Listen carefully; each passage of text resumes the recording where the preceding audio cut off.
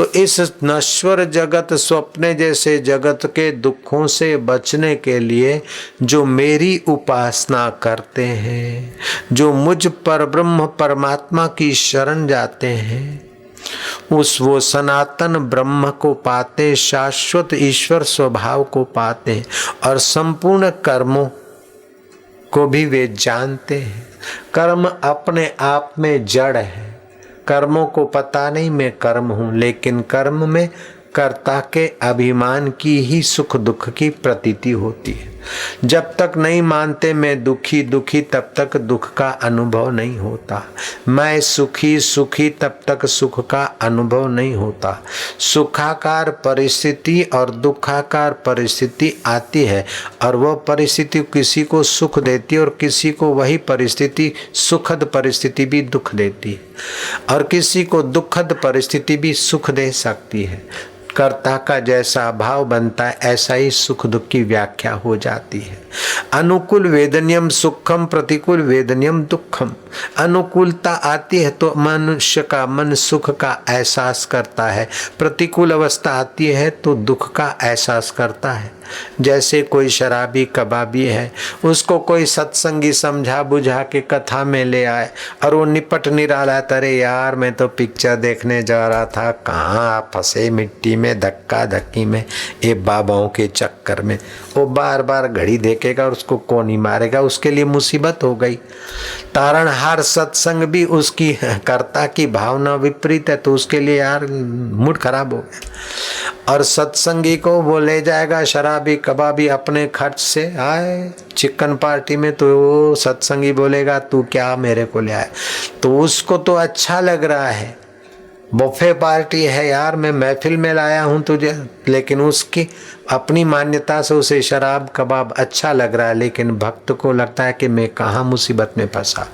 और भक्त के पास वो अगर विलासी आता है तो वो समझता, तो कर्ता की अपनी भावना के अनुसार सुख और दुख का एहसास होता है। ये बात भगवान श्री कृष्ण ने उद्धव को समझाई कि जीव अपने भावों को उत्तम करे। ध्यान से सुनो उद्धव, उज्जैनी नगरी में एक लोभी ब्राह्मण था।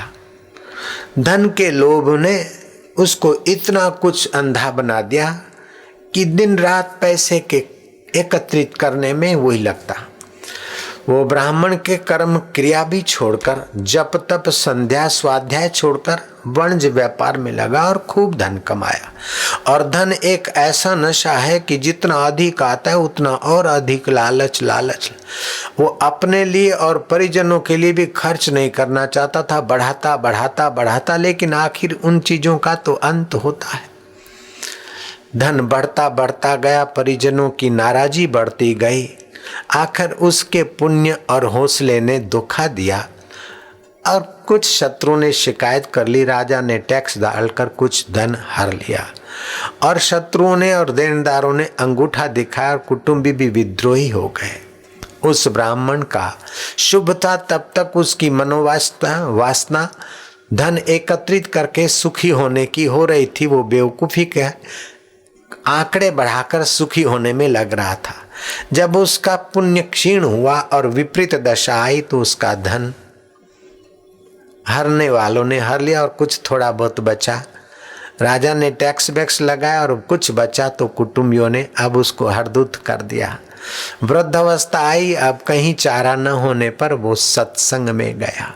सत्संग से सुना कि कर्ता अपने भावना से ही सुख को बनाता है और दुख को बनाता है। चाहे कैसी भी परिस्थिति आ जाए, आप अपना सोचने का तरीका ऊंचा कर दें तो हल्की परिस्थिति में भी आप ऊंची यात्रा कर सकते हैं, और सोचने का तरीका हलकट है तो ऊंची परिस्थिति में भी आप हल्के कर्म करके गिर सकते हैं। आप अपने भाग्य के आप विधाता है। एक सच्चे ऊंचे संत के सत्संग से उस ब्राह्मण की प्रज्ञा खुल गई। उस ब्राह्मण ने संन्यास धारण कर लिया और सोचने लगा कि हाय देव, तुमने कितनी सुंदर रचना रची। धन था तो धन के लोभी मेरी खुशामद करते थे, अब कोई नजदीक नहीं आता, मेरा संसार भरम तूने तोड़ दिया। कुटुंबी मुझे चाहते थे लेकिन मैं धनहीन हुआ तो उनकी चाहना का भी भरम भांग गया।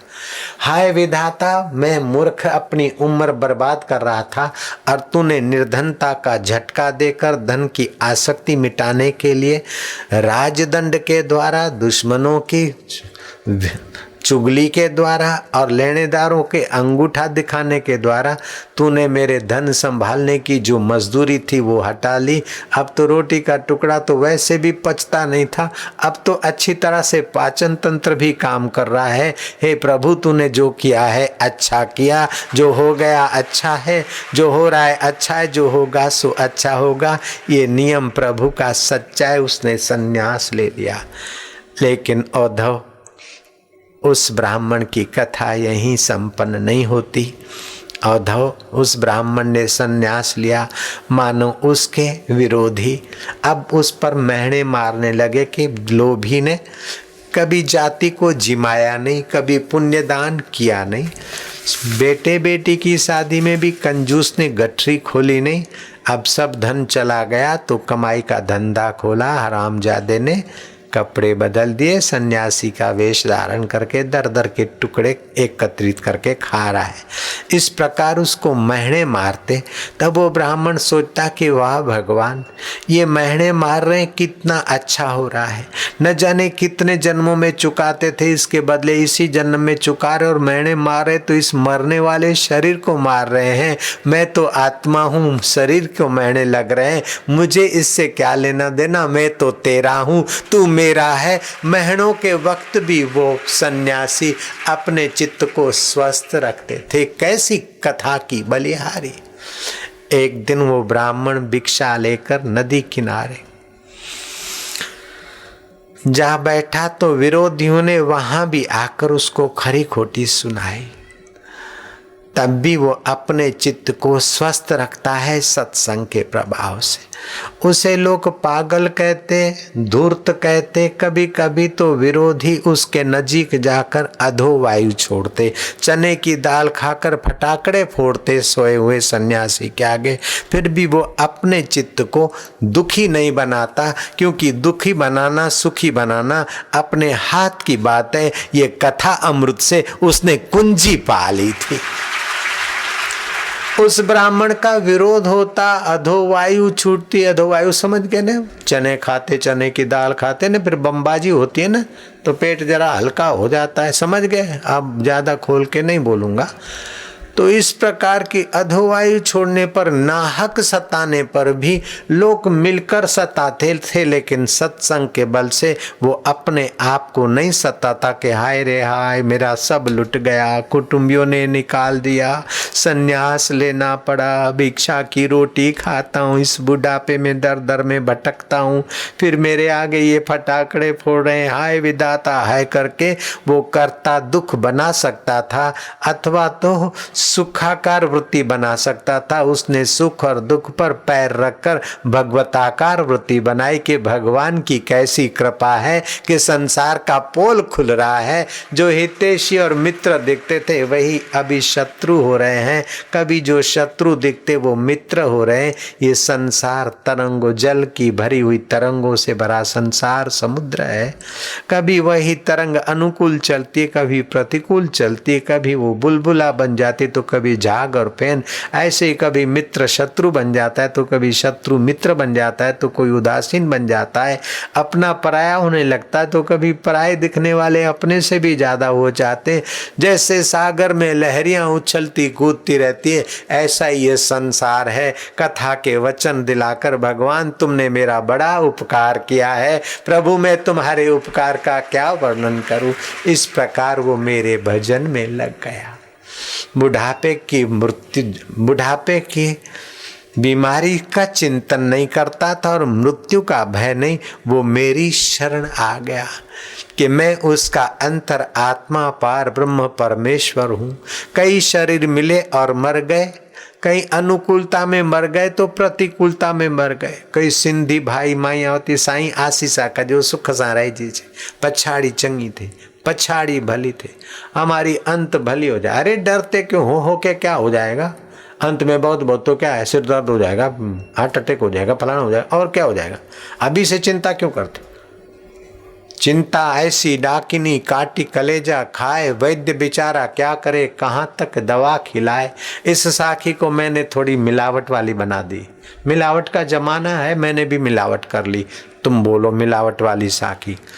चिंता ऐसी डाकिनी, चिंता ऐसी डाकिनी, चिंता ऐसी डाकिनी, चिंता ऐसी डाकिनी, काटी कलेजा खाए, काटी कलेजा खाए। संत बिचारा क्या करे, संत बिचारा क्या करे, बापू बिचारा क्या करे, बापू बिचारा क्या करे। कहाँ तक कथा सुनाए, कहाँ तक कथा सुनाए। मिलावट करके साखी को, कबीर की साखी को चरपरी बना दी मैंने जरा। तो आप चिंता ना करो, आप चिंतन करो। फिकर फेंक कुएं में, आप ऐसा चिंतन करो कि दुखाकार वृत्ति नहीं, भगवताकार वृत्ति पैदा हो। इंदिरा गांधी की गुरु आनंदमयी माँ जिनकी कथा सुनती थी, वे अखंडानंद जब बालक थे तो उनके साथ एक 60-65-70 साल का बूढ़ा खेलने लग जाता था। वो कभी कभी तो खुश रहते, कभी कभार जरा चिढ़ जाते कि दिन भर बूढ़ा छाती पे पड़ा रहता है। हमारी टुकड़ी खेल खाल के स्कूल जाती तो दूसरी टुकड़ी में जो, दूसरे चले गए तो तीसरे, सारा दिन ताली बजा रखता है, हंसता रहता है, पीहू करता रहता है। कभी घोड़ा में हार जाता है तो घोड़ा बन जाता और बच्चों को बिठा देता और खुद कभी बच्चे पर बैठता नहीं। अच्छा तो है बूढ़ा, लेकिन क्या बच्चों के साथ, महाराज ये बूढ़ा हमारे बीच खेलता है। तो किसी महाराज ने कहा कि हे शांतनु, उनका नाम घर का शांतनु था, अखंडानंद महाराज का। इंदिरा गांधी की गुरु उनके चरणों में कथा सुनती थी। ऐसे महाराज, उन्होंने आप बीती कही कि हमारे साथ वो बूढ़ा खेलता था। तो मैंने किसी महाराज से पूछा कि बूढ़ा हंसता खेलता है, सारा दिन ठाका मार के हंसता है, कभी कभार तो हमें अजीब सा लगता है। तो महाराज ने कहा ये बूढ़ा दुख और कष्टों में भी सुखी रहने की कुंजी सत्संग से पा लिया है। इस बुढ़े के ऊपर तो दुखों के पहाड़ गिरे हुए हैं। दूसरा कोई होता तो बेजार होकर छिटपटा के पागलों की नहीं पड़ा रहता घर में, लेकिन इसने सत्संग की बातें पचा ली है। कैसी भी अवस्था हो, अपने चित्त को सुखद बनाए रखना, ये सत्संग की कुंजी बुढ़े के हाथ में है। इसकी 3 बेटियां और 1 बेटा है। एक बेटी विधवा हो गई और अपने 3 बच्चों सहित आकर बुढ़े के घर धमकी। दूसरी बेटी का पति विचित्र मार कूट करके शराबी ने भेज दी, 4 बच्चे ले आई। तीसरी छोटी बेटी है, उसका पति शराबी है और वैश्यागामी है, उसने निकाल दी है। तीसरी बेटी घर पे 2 बच्चे ले आई। 3, 4 और 2, 9 बच्चे और 3 बेटियां, 12। तो ये आदम के हैं। बुढ़े के पास कमाई के साधन जो छोटा मोटा खेत खली था वो तो बिक गया शादियों में। एक छोरा है, वो भी लोफरों के साथ आवारा होकर भटकता है, वो खा पी के भाग जाता है। बुढ़े से खर्ची के लिए कभी न कभी जिद करके कुछ पैसे मांग लेता। अब बुढ़े के पास घर चलाने के लिए धन नहीं, दौलत नहीं, काम करने के लिए शरीर बल नहीं है। इसके कुटुंबी कुछ रिश्तेदार मिलकर 250 रुपया महीने का देते और रूखा सूखा खा लेते हैं, कभी पानी का घूंट से रोटी चबा लेते। फिर भी बूढ़ा ठाका मार के हंसता है और प्रसन्न रहता है, क्योंकि हंसी और प्रसन्नता से आरोग्य के कण बनते। नहीं तो बीमार हो तो दवा कहाँ से लाए, और बीमार दवा से ठीक उतना नहीं हो सकता जितना सत्संग के द्वारा प्रसन्न व्यक्ति सुखी रह सकता है। ये कुंजी बुढ़े के पास आ गई। वैसे तो दुखों के वज्र पड़े हुए, 3 की 3 बेटियां घर पर है और उनके 9 बच्चे हैं और 1 लौता छोरा, वो भी आवारा। इससे बड़ा भारी बुढ़ापे में आय का कोई साधन नहीं। मित्र और कुटुंबी तो धनी के होते हैं, गरीब का कोई नहीं। फिर भी गरीब की समझ अपने साथ है तो चाहे दुनिया के लोग मुख मोड़ ले तो मोड़ ले, सत्संग की समझ है तो अपना दिल भगवान से जोड़ ले तो जोड़ ले। तो बुढ़ा रूखी सूखी खा लेता है, कभी पानी के घूंट से रोटी चबा लेता है और तुम्हारे बीच हंसता है, खेलता है, बच्चों में भगवान के स्वरूप को देखता है। इस प्रकार की बुढ़े की सुबह प्रभात उठकर थोड़ी स्मृति भजन भगवान का कर लेता है।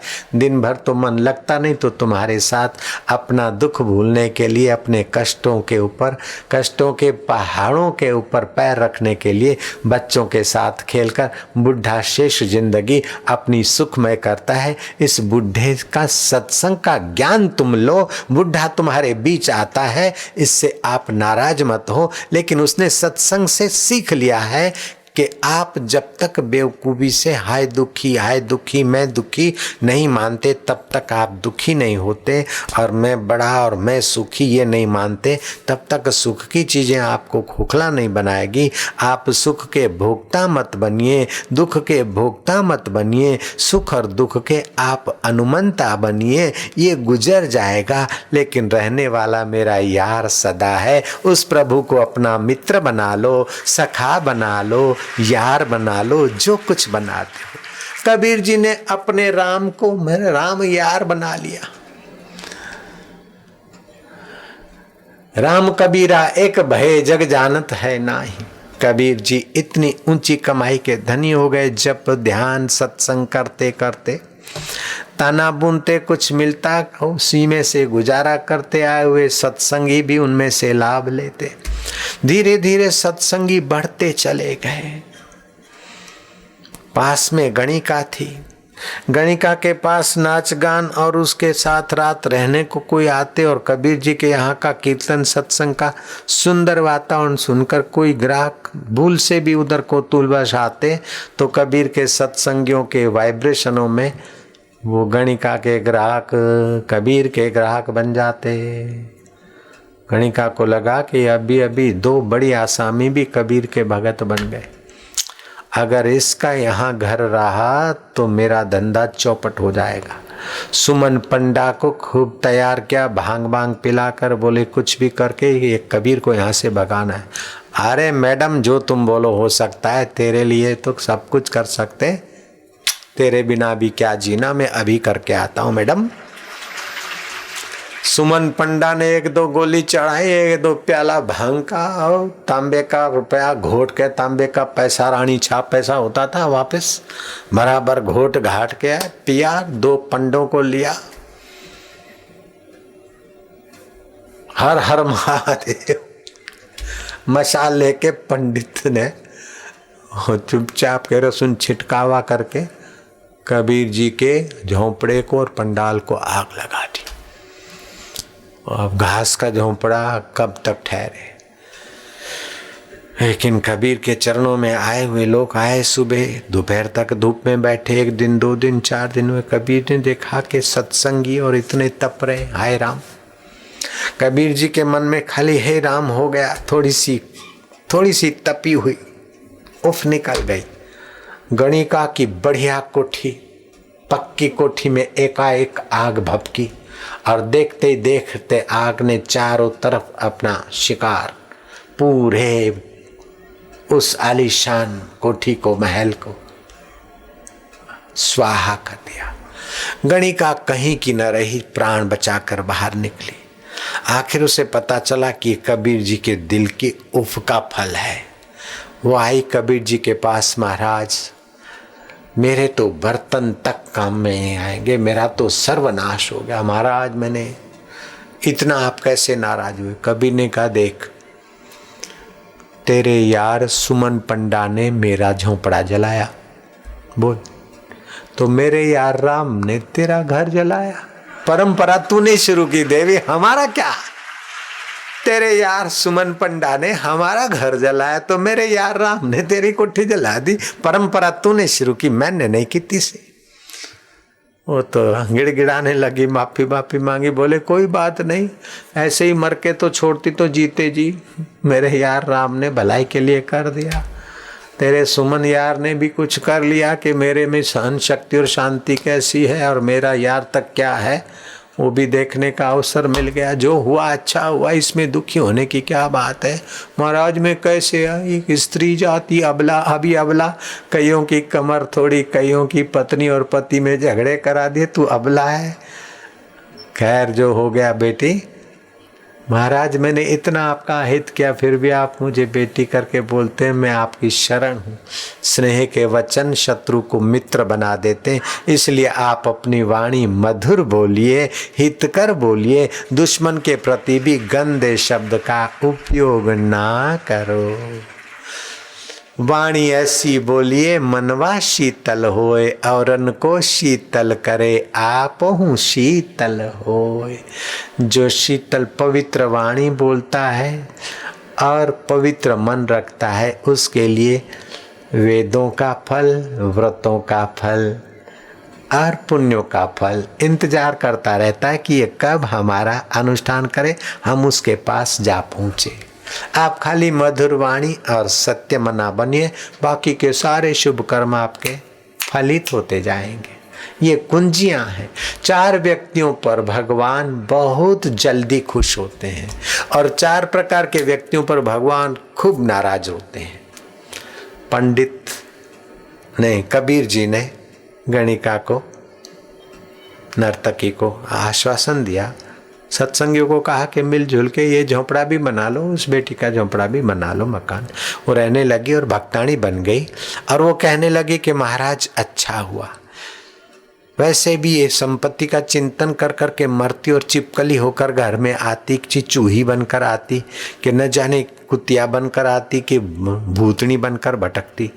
आपने जो आपके राम यार को कह दिया कि ये कैसा हो रहा है, आपके राम यार आपके नहीं, वो हमारे भी हो रहे हैं। महाराज जो हुआ अच्छा हुआ, अभी समझ में आ रहा है, उस समय में रो रही थी। तो कभी कभार बच्चा रोता है, माँ उसे नहलाती है, नाक दबोचती है, साबुन से रगड़ती है, गर्म पानी डालती। बच्चा समझता कि माँ बड़ा गड़बड़ कर रही है, माँ शत्रु जैसी लगती, फिर भी माँ का उद्देश्य तो बच्चे को संवारना, सुधारना, स्वस्थ करना है। ऐसे ही भगवान कभी प्रतिकूलताएं देते हैं, कभी विरोध देते हैं, कभी कुछ देते, कभी कुछ देते, ताकि ये मेरे बच्चे इस संसार वाटिका में भटक न जाए। देर सवेर मेरे बिछड़े हुए मेरे दुल्हारे मुझ तक पहुँचे, इसलिए सत्संग भी दे देते हैं और नाम कमाई भी दे देते हैं। क्या आप इतनी सारी संख्या में बैठे तो क्या आप अपने बल से आए हो? ना, आपने कभी न कभी कोई सुमरन किया है, कभी न कभी कोई संत की, माता की, पिता की, किसी गरीब की, किसी न किसी योग्य व्यक्ति की आपने सेवा की है। उस सेवा को उस अंतर्यामी ईश्वर ने स्वीकार किया है, आपके ऊपर वो प्रसन्न है, इसलिए आपको अवसर मिला और प्रेरित किया कि कथा में पहुँचो, ताकि देर सबेर वो आपके दिल में प्रकट होना चाहता है। अगर वो आपके दिल को पसंद नहीं करता तो आपको कथा में बैठने नहीं देता आपका मन।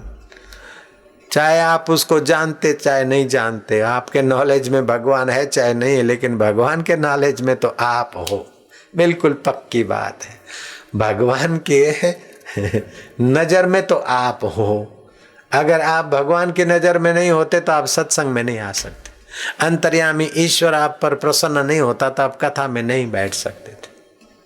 वो देर सबेर आपके दिल में प्रकट होगा, इसीलिए इसी प्रकार की कथा कहलवाता है। मैं कोई पंडित नहीं, कोई काशी पढ़ा विद्वान नहीं, वो जो बुलवाता है आपके हित के लिए, अच्छा है तो उसी का है, गड़बड़ है तो हमारी है। जयराम जी की 4 प्रकार के व्यक्तियों पर भगवान खूब खूब प्रसन्न होते हैं और 4 प्रकार के व्यक्तियों पर भगवान खूब नाराज होते हैं। इस बात का मैं वर्णन इसलिए करता हूँ कि आप ऐसे बनिए कि भगवान आप पर खूब खूब प्रसन्न हो जाए। आप उस प्रकार के व्यक्तित्व को विकसित करिए। जो निर्धन होकर भी दान या सेवा करता है, उस पर भगवान खूब प्रसन्न होते हैं। जो बचपन और जुआनी में ही भगवान की भक्ति का रास्ता पकड़ लेता है, उस पर भगवान खूब प्रसन्न होते।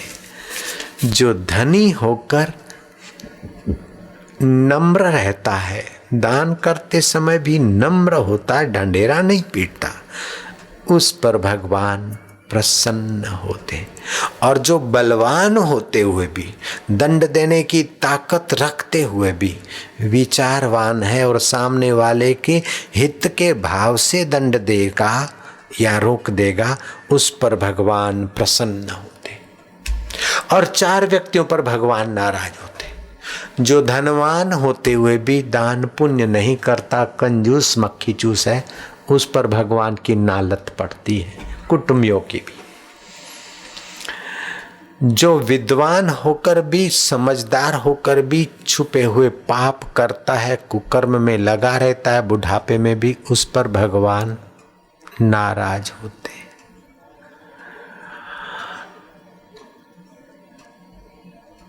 जो मौत को देखते हुए भी संसार की ममता और आसक्ति छोड़कर भगवत शरण नहीं लेता, उस पर भी भगवान नालत बरसाते। और जो सत्संगी संतों की, शास्त्रों की, महापुरुषों की निंदा करता है, उस पर भी भगवान की नालत बरसती।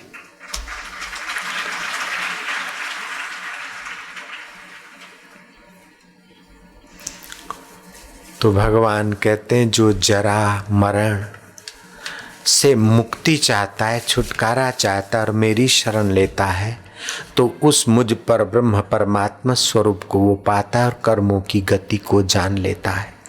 कर्म कर्ता के भावना के अधीन है। और कर्म, कुछ कर्म ऐसे होते हैं जो कर्ता ईश्वर प्रीति के लिए करे, तो वे कर्म निष्काम कर्म होकर कर्ता को ब्रह्म सुख दे देंगे। कुछ कर्म स्वाभाविक कर्म होते, खाना पीना। एक होती है आवश्यकता, दूसरी होती है इच्छा। अंग ढकने की आवश्यकता है, सादे कपड़ों से ढक सकते हैं, लेकिन इतना बढ़िया हो, इतना टनाटन हो, ऐसा हो, ये इच्छा वासना के अधीन होने वाला संसार में फंसता है। स्वास्थ्य का ख्याल रखकर भोजन करना ठीक है, लेकिन जीभ का चस्का लेने के लिए ठास ठास के खाना, जल्दी जल्दी खाना, अधिक खाना, बासी खाना, देर रात को खाना, अथवा एकादशी का व्रत हो तब भी व्रत न रख के ही खाओद्रा होना, उसका स्वास्थ्य और पुण्य कमजोर हो जाता है। अपने जीवन को और अपने स्वभाव को ऐसा बनाओ। सामवेद में सेतु गान है। सेतु गान का एक विशेष सूक्त है, सेतु सूक्त है अलग से। उसका तात्पर्य यह है सेतु गान का कि तुम भव बंधन से छूट जाओ। तुम्हारे दुर्गुणों पर सद्गुणों का प्रभाव लगाकर दुर्गुणों की दीवालों को तोड़ दो। बंधनों की जंजीरों को पुरुषार्थ की कैंची से काट कर फेंक दो। सेतु तरती दुर्गा। सेतु गान में आता है, अश्रद्धया श्रद्धा, असत्येन सत्यम, अक्रोधेन क्रोधम, अदानेन दानम, सेतुस्तरस दुस्तरान, सेतुस्तरस दुस्तरान। ये दुस्तर संसार सेतु को तर जाओ। अश्रद्धा को श्रद्धा से जीत लो और अदान को, मुंजीपणे को दान से जीत लो। क्रोध को अक्रोध के व्रत से जीत लो और असत्य के आदत को सत्यनिष्ठ रहने के संकल्प से असत्य को जीत लो। असत्य को जीतने के लिए सत्य संकल्प करो रोज सुबह कि मैं बार बार जरा जरा बात में असत्य बोलने की गंदी आदत को उखाड़ फेंकूंगा। श्वास गहरा लो। हरि ओम, हरि ओम, ओम ओम ओम ओम ओम ओम ओम ओम ओम ओम ओम, हरि ओम। मुंजीपणे के दोष को अलविदा। हरि ओम, हरि ओम, हरि ओम, हरि ओम, हरि ओम, हरि ओम, हरि ओम, हरि ओम, हरि ओम। क्रोध की आदत है। ओम शांति। शांति। हरिओम शांति। आज कैसा भी क्रोध का प्रसंग आएगा, मैं अपना दिल नहीं जलाऊंगा। अगर सचमुच में क्रोध की अवस्था आ भी जाएगी तो मुट्ठियां भिड़ दूंगा और क्रोध आया है ऐसा समझकर पानी का घूंट पी लूंगा। नहीं तो क्रोध आया है उसको मैं देखता हूँ, क्रोध को देख रहा हूँ। प्रभु अब तेरे सत्संग की कृपा आ रही है, क्रोध में मैं अपने आप को झोंकूं न झोंकूं मेरे हाथ की बात है, ऐसा सोचकर अक्रोध से क्रोध को जीत लूंगा, दान से अदान को जीत लूंगा, सत्य से असत्य को जीत लूंगा और श्रद्धा से अश्रद्धा को जीत लूंगा। ईश्वर है कर्म का निर्वाहक है, कर्म का फलदाता है और मेरा अंतर्यामी होकर बैठा है। ऐसा रोज चिंतन करूंगा तो प्रभु श्रद्धा मेरी बढ़ेगी और श्रद्धावान तेरे ज्ञान को पाकर, तेरे माधुर्य को पाकर दुस्तर संसार सागर से तर जाएगा। नहीं तो राजा अज बनने के बाद भी किरकिट की योनि में जाना पड़ता है, राजा शैल्य का युवराज बनने के बाद भी गिद्ध की योनि में जाना पड़ता है। गहनो कर्मणा गति, इस कर्मों को कर्मों से ही काटो। लोहे को लोहे से काटा जाता है, हीरे को हीरे से काटा जाता है। ऐसे ही मन से ही मन के दुर्विचारों को काटकर मन अमनी भाव को प्राप्त हो जाए और जीवात्मा परमात्मा के सुख माधुर्य को इसी जन्म में पाने का इरादा पक्का कर दे। लक्ष्य न ओझल होने पाए, बोलो तो क्षण ओझल होने पाए, कदम मिलाकर चल, कदम मिलाकर चल, सफलता तेरे चरण चूमेगी, सफलता तेरे चरण चूमेगी। फिर आज नहीं तो कल। लक्ष्य न ओझल कदम मिला के सफलता तेरे आज नहीं तो। जीवन यदि मिला है तो उसे जीना सीखो। कपड़ा फट भी गया है तो उसे सीना सीखो। बोलो तो जीवन यदि मिला है, जीवन यदि मिला है तो उसे जीना सीखो। तो उसे जीना सीखो। कपड़ा फट भी गया है, कपड़ा फट भी गया है तो उसे सीना सीखो। तो उसे सीना सीखो। इंसान बने हो तो रोने से क्या होगा, इंसान बने हो तो रोने से क्या होगा। जीवन यदि जहर है तो उसे पीना सीखो। जीवन यदि जहर है तो उसे पीना सीखो। जीवन यदि मिला है तो उसे जीना सीखो। जीवन यदि मिला है तो उसे जीना सीखो। कपड़ा फट भी गया है तो उसे सीना सीखो। कपड़ा फट भी गया है तो उसे सीना सीखो। इंसान बने हो तो रोने से क्या होगा, इंसान बने हो तो रोने से क्या फायदा। जीवन यदि जहर है तो उसे पीना सीखो। जीवन यदि जहर है तो उसे पचाना सीखो। जीवन यदि भगवान कृष्ण कहते औद्धव वो ब्राह्मण एक दिन विचरण करते करते भिक्षाम देही की ध्वनि किया। इतने में घर से कोई महिला निकली और उस पर बर्तन धुले हुए गंदे पानी की तपेली उछाल के मार दी कि तू धनी ब्राह्मण था, इसी उज्जैन नगरी का बाबा बनकर मुफ्त की रोटी खाता है, तुझे शर्म नहीं आता, जा उधर मर। उस ब्राह्मण के गंदे पानी से कपड़े गीले हो गए, लेकिन ऊंची समझ से उसका हृदय भी भर आया कि वाह वाह, कुछ न देने की अपेक्षा इतना कुछ दे डाला। अपमान करके मेरे कर्म काटने वाली देवी के अंदर प्रभु ये तेरी प्रेरणा है, तेरी जय हो दाता। औद्धव उस ब्राह्मण ने हिमालय की गुफा में तप नहीं किया, लेकिन सत्संग के वचन को ऐसा व्यवहार में आत्मसात किया कि दुखद अवस्थाओं के जहर को भी वो नीलकंठ भगवान की नाई पचा लेता था और समता के सिंहासन पर पहुंचा। इस ब्राह्मण की संवाद, तेरे मेरे संवाद को जो सुनेगा वो संसार के कंटकीले मार्गों से निशंक होकर पार हो जाएगा और जीवन के जहर को अमृत आत्मा के सुख में डुबोकर मुक्त आत्मा हो जाएगा। उद्धव तेरे मेरे संवाद को सुनने वाला संसार सागर से पार होना चाहे तो उसे पार होने की युक्ति भी हाथ लग जाएगी। हरि ओम।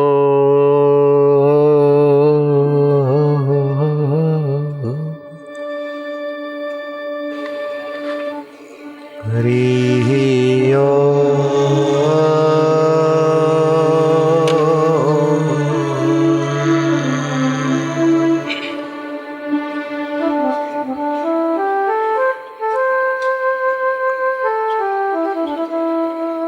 बैठे रहना, थोड़े शांत हो जाना।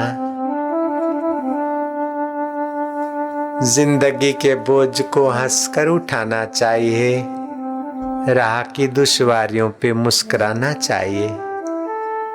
मुस्कुरा के गम का जहर जिनको पीना आ गया, ये हकीकत है कि जहां में उनको जीना आ गया। सुबह शाम भगवत रसपान किया करो, भगवत ध्यान, भगवत नाम और भगवत ज्ञान का अमृत पियो तो संसार का विष पचाने का बल बढ़ जाएगा।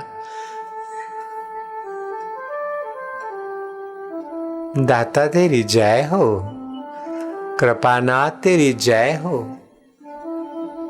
मेरे परमेश्वरा, हे मेरे रब, हे मेरे अंतरात्मा देव,